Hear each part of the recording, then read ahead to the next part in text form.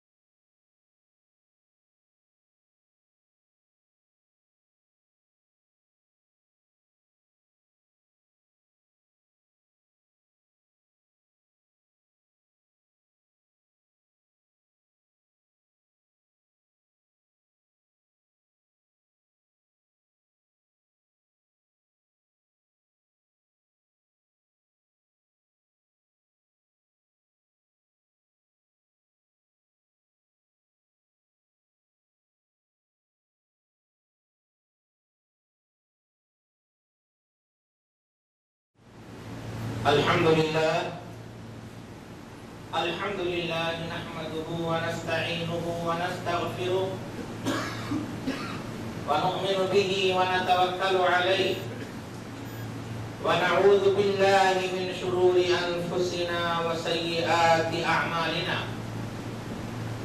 من يهده الله فلا مضل له ومن يضلله فلا هادي له وأشهد أن لا إله إلا الله وحده لا شريك له وأشهد أن محمدا عبده ورسوله أما بعد فإن خير الحديث كتاب الله وخير الهدي هدي محمد صلى الله عليه وسلم وشر الأمور محدثاتها وكل محدثة بدعة وكل بدعة ضلالة وكل ضلالة في النار. أعوذ بالله من الشيطان الرجيم. لقد كان في قصصهم عبرة لأولي الألباب. حتى رحمة حمد سنة تعریف و توصیف عظمت و بڑائی اللہ رب العزت کے لیے ہے جس نے ہمیں اس دار فانی میں پیدا کیا اور اسلام جیسی عظیم نعمت سے نوازا کہ اس کے مثیل اس کے بدیل کوئی اور نعمت ہو ہی نہیں سکتی. بشمار درود و سلام نازل ہو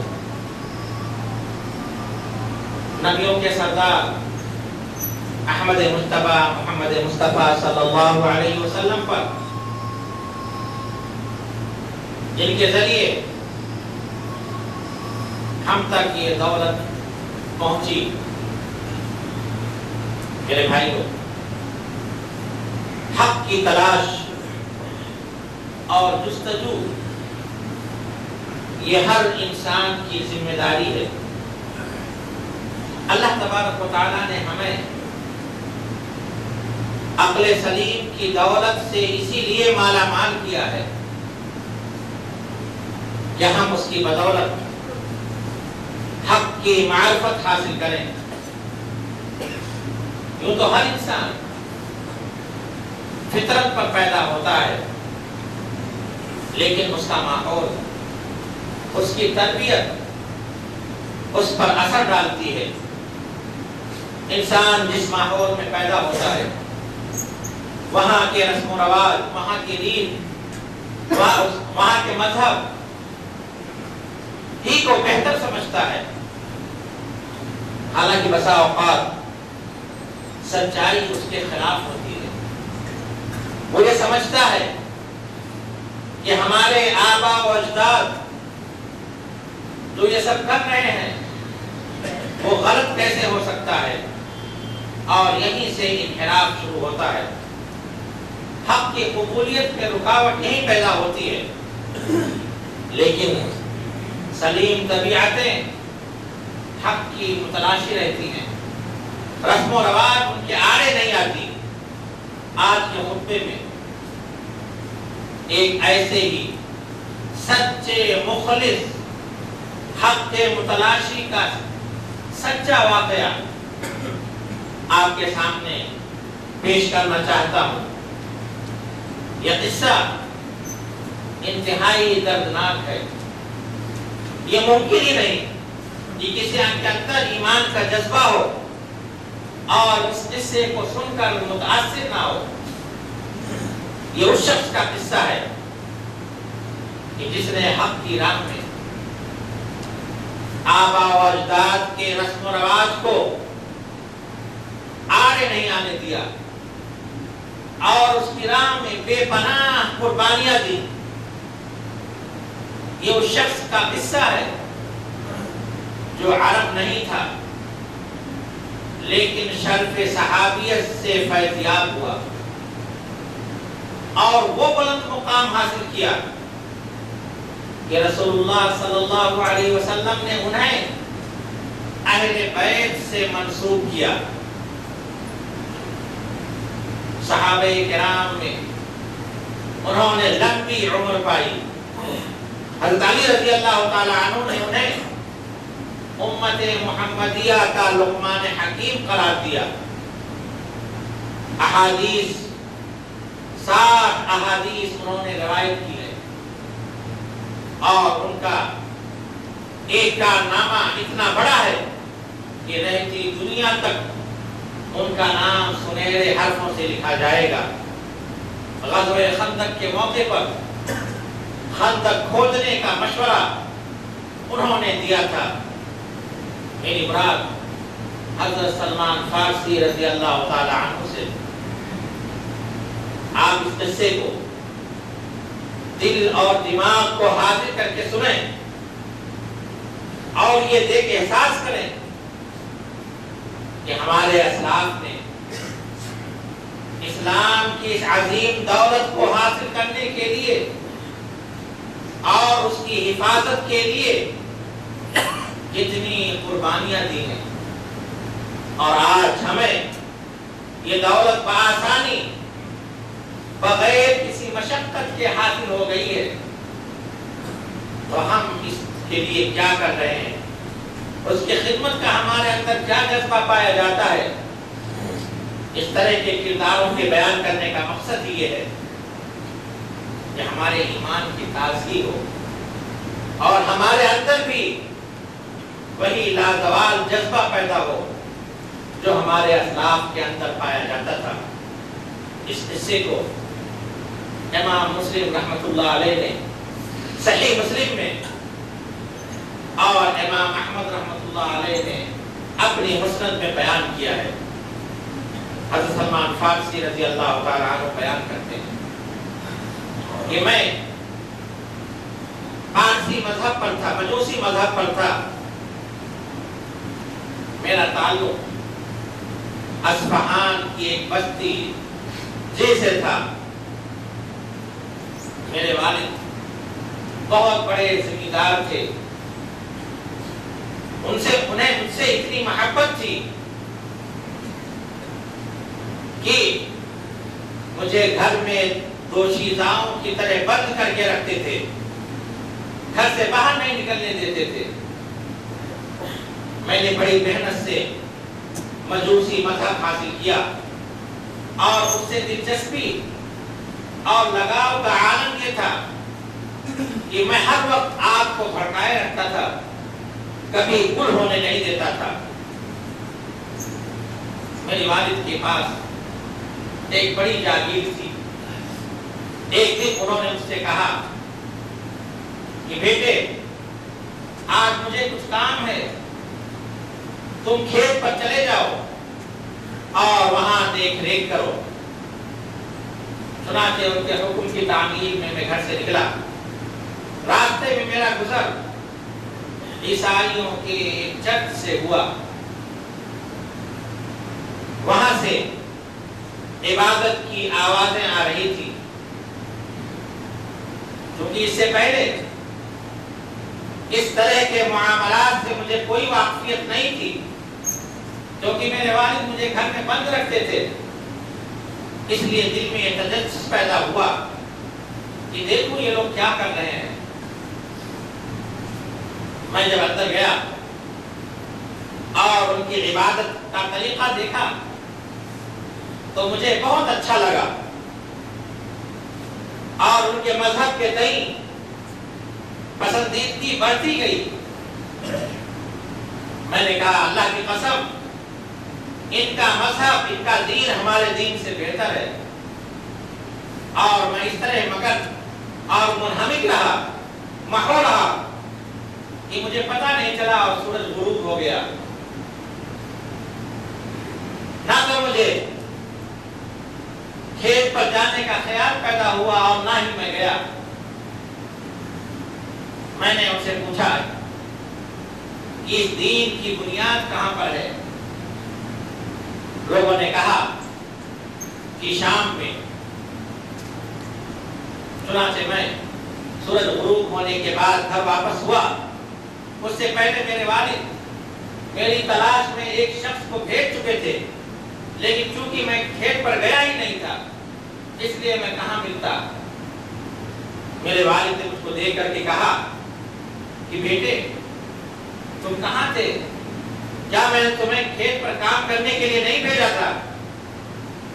میں نے کہا ابا جان، اصل میں میرا گزر کچھ لوگوں کے پاس سے ہوا اور ان کی عبادت کا طریقہ دیکھ کر مجھے بڑا اچھا لگا اور میں وہی رہا یہاں تک کہ سورج غروب ہو گیا۔ میرے والد نے کہا بیٹے ان کے دین میں کوئی بہتری نہیں، تمہارے آبا و اجداد کا دین ان سے بہت بہتر ہے۔ میں نے کہا ابا جان اللہ کی قسم ان کا دین ہمارے دین سے بہتر ہے۔ یہ سن کر میرے والد کو خوف پیدا ہوا اور انہوں نے میرے پاؤں میں آہنی زنجیریں لگا دی، یہ باہر نہیں نکل سکتا۔ میں نے ایک شخص کو عیسائیوں کے پاس بھیجا کہ جب شام کا کوئی قافلہ یہاں پہ آئے تو اس کے بابت مجھے ضرور اطلاع کرنا۔ چنانچہ چند دنوں کے بعد ایک شام سے ایک تجارتی قافلہ آیا اور لوگوں نے مجھے اس کے بارے میں اطلاع دی۔ میں نے کہا جب وہ لوگ اپنی ضرورت پوری کر لیں اور واپسی کا ارادہ ہو تو مجھے بتانا۔ چنانچہ وقت مقررہ پر ان لوگوں نے اطلاع کی اور میں نے آہنی زنجیریں اپنے پاؤں سے اتار کر کے ان سے جا ملا اور ان کے ساتھ شام پہنچ گیا۔ شام میں پہنچ کر میں نے لوگوں سے پوچھا اس دین کے ماننے والوں میں سب سے افضل آدمی کون سا ہے؟ لوگوں نے کہا کہ فلاں چرچ کا پادری۔ چنانچہ میں اس کے پاس گیا اور میں نے کہا کہ مجھے اس دین سے بڑی دلچسپی پیدا ہو گئی ہے اور میں یہ چاہتا ہوں کہ آپ کی خدمت میں حاضر ہو کر کے اس دین کو حاصل کروں، آپ کے ساتھ عبادت کروں اور اس چرچ کی خدمت کروں۔ پادری نے کہا کوئی بات نہیں، میرے پاس آ جاؤ اور میرے پاس ٹھہر جاؤ۔ چنانچہ میں اس کے پاس ٹھہر گیا، لیکن وہ پادری انتہائی برا تھا۔ وہ لوگوں کو صدقات خیرات کا حکم دیتا اور جب لوگ اپنے صدقات و خیرات لے کر آتے تو انہیں سمیٹ کر کے رکھ لیتا، اس میں سے فقراء اور مساکین کو کچھ بھی نہیں دیتا۔ اس کی یہ حرکت دیکھ کر مجھے اس سے نفرت ہو گئی۔ کچھ دنوں کے بعد اس کا انتقال ہو گیا اور لوگ اس کو دفن کرنے کے لیے آئے تو میں نے لوگوں سے کہا یہ آدمی اچھا نہیں تھا، یہ آپ لوگوں کو صدقات و خیرات پر ابھارتا تھا، ترغیب دیتا تھا، لیکن سب کچھ جمع کر کے خود رکھ لیتا تھا، غریب و مسکین کو نہیں دیتا تھا۔ لوگوں نے کہا اس کی دلیل کیا ہے؟ میں نے کہا آؤ میں تمہیں اس کے خزانے کا پتہ بتاتا ہوں۔ چنانچہ میں ان لوگوں کو لے کر کے گیا اور لوگوں نے وہاں سے سونے اور چاندی کے ساتھ بڑے مٹکے وہاں سے نکالا۔ یہ دیکھ کر لوگ طیش میں آ گئے اور کہا کہ ہم لوگ اس کو دفن ہی نہیں کریں گے۔ چنانچہ اس کو سولی پر لٹکا دیا اور سنسار کر دیا۔ اس کی جگہ پر ایک دوسرے پادری کو لائے۔ وہ پادری انتہائی نیک، متقی اور پرہیزگار تھا، دنیا سے بیزار تھا، ہر وقت آخرت کی فکر اس کو سمائی رہتی تھی اور دنوں رات اللہ تبارک و تعالیٰ کی عبادت میں لگا رہتا تھا۔ مجھے اس سے بہت محبت ہو گئی اور اتنی محبت اس سے پہلے مجھے اور کسی سے نہیں تھی۔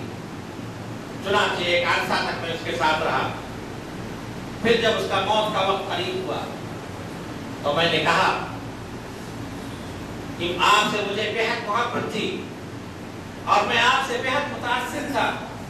جتنی محبت مجھے آپ سے تھی اتنی محبت میں نے ابھی تک کسی سے نہیں کی، اور اب آپ کا وقت قریب آ گیا ہے، تو آپ مجھے کس کے پاس جانے کے لیے وصیت کرتے ہیں اور مجھے کیا حکم دیتے ہیں؟ اس پادری نے کہا، بیٹے اللہ کی قسم، میں جس مشن پر ہوں اس مشن پر میں نہیں جانتا کہ دنیا میں کوئی شخص ہو، اس لیے کہ اچھے لوگ گزر چکے ہیں، دین عیسوی میں تبدیلی آ چکی ہے، اکثر تعلیمات کو لوگوں نے چھوڑ دیا ہے۔ ہاں، موصل میں ایک شخص ہے جو میرے اس مشن پر قائم ہے، تم اس کے پاس چلے جاؤ۔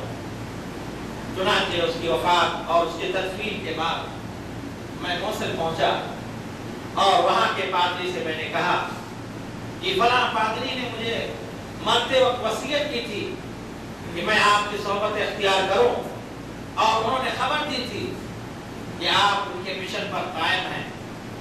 انہوں نے کہا ٹھیک ہے، میرے پاس ٹھہرو۔ چنانچہ میں ان کے پاس چند دن ٹھہرا اور پھر اس کے بعد ان کے موت کا بھی وقت قریب آ گیا۔ میں نے ان سے کہا کہ فلاں پادری نے مجھے آپ کے پاس آنے کی وصیت کی تھی، آپ کا پیام اجل آ رہا ہے، آپ مجھے کس کے پاس جانے کی وصیت کرتے ہیں اور کس بات کا حکم دیتے ہیں؟ انہوں نے کہا کہ اللہ کی قسم، میں اس مشن پر لوگوں کو نہیں دیکھتا، لیکن ہاں نصیبین میں ایک شخص ہے، تم اس کے پاس چلے جاؤ، وہ اس مشن پر قائم ہے۔ چنانچہ میں بھی ان کی وفات اور تدفین کے بعد نصیبین پہنچا اور جا کر کے ان سے کہا کہ فلاں پادری نے مجھے آپ کے پاس آنے کی وصیت کی ہے۔ وہ پادری بھی پچھلے دونوں پادریوں کی طرح نیک آدمی تھا۔ اس نے مجھے اپنے پاس ٹھہرا لیا اور ایک عرصے تک میں اس کے پاس تھا۔ وہ انتہائی بہت ہی بہتر آدمی تھا، لیکن کچھ دن کے بعد اس کا بھی آخری وقت آ گیا اور میں اس سے کہا کہ فلاں پادری نے فلاں شخص کے پاس جانے کی وصیت کی تھی، پھر فلاں پادری نے آپ کے پاس آنے کی وصیت کی، اب آپ کا بھی وقت قریب آ چکا ہے، آپ مجھے کس کے پاس جانے کی وصیت کرتے ہیں؟ اس پادری نے بھی یہی بات کہی، اس وقت ہمارے اس مشن پر لوگ قائم نہیں، البتہ ایک شخص عموریہ میں رہتا ہے، تم اس کے پاس چلے جانا۔ چنانچہ اس کی وفات اور اس کی تدفین کے بعد میں عموریہ پہنچا، اور وہ شخص بھی پچھلے پادریوں کی طرح نیک آدمی تھا، اس کی خدمت میں رہا اور وہاں پر کچھ کاروبار بھی کیا۔ میرے پاس گائیں اور بکریاں ہو گئیں، اور لیکن کچھ دن کے بعد اس کا بھی آخری وقت آ گیا۔ اس سے بھی میں نے وہی سوال کیا کہ آپ کس کے پاس جانے کا حکم دیتے ہیں، کس کے پاس جانے کی وصیت کرتے ہیں؟ اس شخص نے کہا کہ بیٹے اللہ کی قسم، اب اس روئے زمین پر میرے اس مشن پر قائم کوئی شخص نہیں ہے جس کے پاس تمہیں جانے کے لیے میں وصیت کروں۔ ہاں، البتہ آخری نبی کے مبعوث ہونے کا وقت قریب ہے، وہ نبی دین ابراہیم کے ساتھ تشریف لائیں گے، سرزمین عرب میں آئیں گے۔ وہ سرزمین سیاہ پتھروں والی زمین ہوگی، وہاں پہ کھجوروں کے باغات ہوں گے، اس کے پاس اس کے ساتھ واضح نشانیاں ہوں گی، وہ صدقہ نہیں کھائیں گے، ہدیہ قبول کریں گے، اور ان کے دونوں کندھوں کے درمیان مہر نبوت ہوگی۔ اگر تم اس سرزمین میں پہنچ سکو تو وہاں پہنچنے کی کوشش کرو۔ حضرت سلمان فارسی رضی اللہ تعالیٰ عنہ فرماتے ہیں کہ میں اس کی وفات کے بعد لمبے عرصے تک وہاں ٹھہرا رہا، اور پھر ایک دن بنو قلب کا ایک قافلہ سرزمین عرب آ رہا تھا۔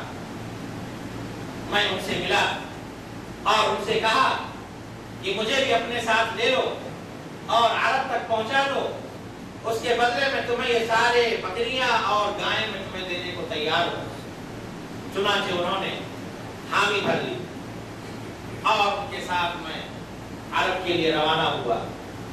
لیکن جب وادی القریٰ میں پہنچا تو ان لوگوں نے میرے ساتھ غداری کی، بدعہدی کی، اور انہوں نے مجھے ایک یہودی کے ہاتھوں بیچ دیا۔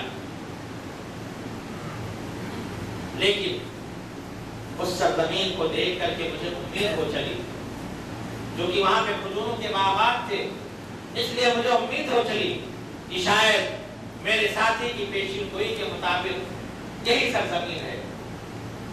کچھ دن میں اس کے پاس رہا کہ اس کا بھتیجا جس کا تعلق مدینہ کے بنو قریظہ کے یہودی قبیلے سے تھا، وہ آیا اور اس نے اپنے چچا سے مجھ کو خرید لیا۔ اس طرح سے میں مدینہ پہنچا۔ اللہ کی قسم، میں نے جو ہی مدینہ کو دیکھا تو میں نے اپنے ساتھی کی بتائی پیشین گوئی کے مطابق اس کے بالکل موافق پایا۔ اسی عرصے میں اللہ کے رسول صلی اللہ علیہ وسلم مبعوث کیے گئے اور کئی سال تک مکہ میں رہے، لیکن غلامی میں مشغول رہنے کی وجہ سے مجھے اس کی خبر تک نہ ہوئی۔ ایک دن میں درخت پر چڑھا ہوا کام کر رہا تھا، میرا مالک نیچے زمین پر کھڑا تھا کہ اس کا چچیرا بھائی آیا اور اپنے بھائی سے کہنے لگا کہ بنو قیرہ کی تباہی آ چکی ہے۔ اللہ کی قسم، وہ لوگ ایک ایسے شخص پر اکٹھا ہو رہے ہیں جو مکہ سے آیا ہوا ہے اور یہ دعویٰ کر رہا ہے کہ میں نبی ہوں، اور آج ہی وہ قبا میں پہنچا ہے۔ حضرت سلمان فارسی رضی اللہ تعالیٰ بیان کرتے ہیں کہ یہ بات اس کی سن کر کے میں جذبات سے بے قابو ہو گیا اور ایسا لگ رہا تھا کہ ابھی میں درخت سے گر جاؤں گا۔ بڑی مشکل سے جلدی میں درخت سے اترا اور اس کے پاس جا کر کے کہنے لگا کہ کیا کہہ رہے ہو؟ میرے مالک نے مجھ سے تیش میں آ کر کے مجھ کو ایک تماشا مارا اور کہا تمہیں اس سے کیا مطلب، تم جاؤ اپنا کام کرو۔ میں نے کہا کوئی بات نہیں، میں تصدیق کرنا چاہتا تھا۔ چنانچہ وہ کہہ رہے کہ میں نے اس دن کھجوریں جمع کی اور ان کو لے کر کے رسول اللہ صلی اللہ علیہ وسلم کی خدمت میں پہنچا۔ اس وقت آپ قبا میں تشریف فرما تھے۔ میں آپ کے پاس پہنچا اور کھجوروں کو آپ کے قریب کر کے کہا کہ میں نے سنا ہے کہ آپ نیک آدمی ہیں اور آپ کے اصحاب ضرورت مند ہیں، میرے پاس صدقے کی کچھ کھجوریں تھیں، میں ان کو لے کر آیا۔ میں سوچا کہ آپ اس کے زیادہ حقدار ہیں، آپ اسے قبول فرمائیے۔ اللہ کے رسول صلی اللہ علیہ وسلم نے صحابہ کرام کو اشارہ کیا کہ وہ اس کو لے لیں، لیکن آپ نے ہاتھ نہیں بڑھایا اور نہ اس میں سے کچھ کھایا۔ میں نے اپنے دل میں کہا کہ یہ پہلی نشانی صحیح ثابت ہوئی۔ اس کے بعد میں واپس چلا آیا۔ پھر اس کے بعد کچھ دن کے بعد اور کھجوریں جمع کی اور ان کو لے کر کے میں رسول اللہ صلی اللہ علیہ وسلم کی خدمت میں پہنچا۔ اس وقت اللہ کے رسول صلی اللہ علیہ وسلم مدینہ تشریف لا چکے تھے اور میں نے کہا کہ میں نے دیکھا تھا کہ آپ صدقہ کی کھجوریں نہیں کھاتے ہیں، اس لیے ہدیہ کی کھجوریں لے کر میں آپ کے پاس آیا ہوں، آپ اسے قبول فرمائیں۔ چنانچہ اللہ کے رسول صلی اللہ علیہ وسلم نے اسے قبول کیا، خود بھی کھایا اور صحابہ کرام کو بھی کھانے کا حکم دیا۔ میں نے اپنے دل میں کہا یہ دوسری نشانی بھی صحیح ثابت ہوئی، اور پھر میں واپس آ گیا۔ پھر چند دن کے بعد میں پھر رسول اللہ صلی اللہ علیہ وسلم کی خدمت میں حاضر ہوا تو اس وقت اللہ کے رسول صلی اللہ علیہ وسلم بقیع قبرستان میں اپنے کسی ساتھی کے جنازے میں شرکت کے لیے گئے ہوئے تھے. آپ صحابہ کرام کے گرد بیٹھے ہوئے تھے. آپ کے اوپر دو چادریں تھیں, ایک آپ پہنے ہوئے تھے اور دوسری آپ اوڑھے ہوئے تھے. میں نے آپ کو سلام کیا اور پیچھے جا کر کے مہر نبوت کو دیکھنے کی کوشش کرنے لگا. اللہ کے رسول صلی اللہ علیہ وسلم کو اندازہ ہو گیا اور آپ نے چادر ہٹائی, پشت پہ سے چادر ہٹائی. میں نے مہر نبوت کو دیکھ کر بے اختیار لپک کر کے بوسہ لینے لگا اور رونے لگا. اللہ کے رسول صلی اللہ علیہ وسلم فرمایا آؤ سامنے آؤ, بات کیا ہے, کیا بات ہے. میں نے رسول اللہ صلی اللہ علیہ وسلم سے اپنا پورا قصہ بیان کیا.